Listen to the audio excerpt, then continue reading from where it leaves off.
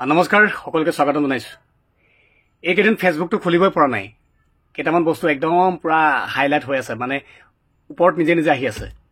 এটা হ'ল কৰিশ্মা নাথৰ যি সুৰীয়া কণ্ঠ, মানে কুকিল কণ্ঠ, আৰু অন্যটো হ'ল আঙুলেটা ডেকাই যিটো বাইট দিছিলে সেইটো। প্ৰথমতে কৰিশ্মা নাথৰ কণ্ঠত আমাৰ কলাগুৰুৰ গীতটি এবাৰ অকণমান শুনক, আৰু তাৰপিছত আপোনালোকে এবাৰ পুনৰবাৰ চিন্তা কৰক আমাৰ ভুল ক'ত হৈ গ'ল।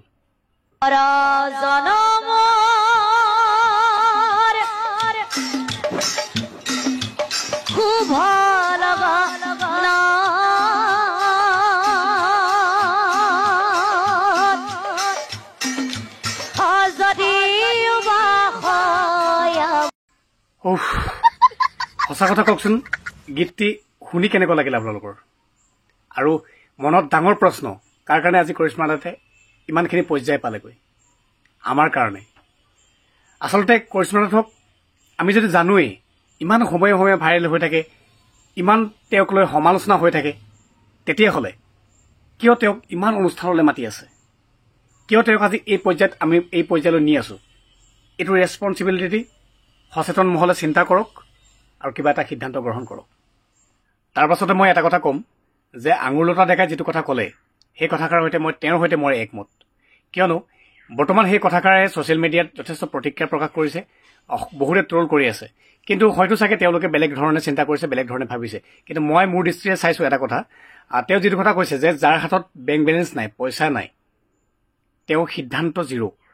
সঁচা কথা, একদম সঁচা কথা, এইটো প্ৰেক্টিকেল কথা। এইটো যদি মোৰ হাতত যদি মোৰ বেংক বেলেঞ্চ নাই, মোৰ হাতত যদি পইচা নাই, তেনেহ'লে মই সিদ্ধান্ত কেনেকৈ ভাল সিদ্ধান্ত এটা ল'ম? মই চিন্তা কেনেকৈ কৰিম? মই নেক্সট ষ্টেপত কেনেকৈ বাঢ়িম যদি মোৰ পইচাই নাই? আজিকালি দুনিয়াত পইচা নহ'লে শূন্য, মই এখোজো আগবাঢ়িব নোৱাৰোঁ বিনা পইচাত।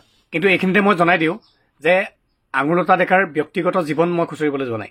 তেওঁ যিটো মহিলাসকলক উদ্দেশ্যি যিটো কথা ক'লে, সেই কথাষাৰতহে মই একমত। আচলতে তেওঁ মহিলাসকলক স্বাৱলম্বী হোৱাৰ ক্ষেত্ৰত তেওঁ এটা সাহস যোগাইছে মই ভাবোঁ। গতিকে তাৰ ভিতৰতে বহুতে বেলেগ বেলেগ ধৰণে কথাষাৰ লৈছে, সেইটো নিজৰ বিচাৰ্য বিষয়। মোৰ মতে তেওঁ কোনো ভুল কথা কোৱা নাই, তেওঁ ৰাইট কথা কৈছে। বাৰু যি কি নহওক, এইবোৰতো কণ্ট্ৰভাৰ্চি চলিয়ে থাকিব। কিন্তু ধেমেলীয়া সুৰত মই এটা কথা ক'ব বিচাৰিছোঁ, মই মানে সদায় কেনেকৈ ভাবোঁ, আজিও ভাবি আছোঁ অলপ সময় আগলৈকে, যদি মোৰ হাতত বহুত পইচা আজি আহি গ'লহেঁতেন, তেতিয়া চাগে মই বহুত দুখীয়া মানুহক সহায় কৰিলোহেঁতেন। মই তেনেকৈ সদায় ভাবি থাকোঁ। বহুত মানুহক উদ্ধাৰ কৰিলোহেঁতেন, কাৰোবাৰ আজি অসুবিধা হৈছে, মোৰ ফালৰ পৰা কিবা এটা পইচা দি তেওঁক সহায় কৰিলোহেঁতেন।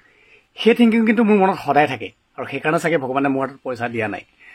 বাৰু যি কি নহওক, মোৰ থিংকিং সদায় এনেকৈ থাকক, যদি ভৱিষ্যতে কেতিয়াবা মোৰ হাতত পইচা বেছিকৈ আহে বা পইচা আহে মোক প্ৰয়োজনতখিনিতকৈ বেছি, তেতিয়াহ'লে নিশ্চয় মই মোৰ সেই সপোনটো পূৰ কৰিবলৈ বিচাৰিম।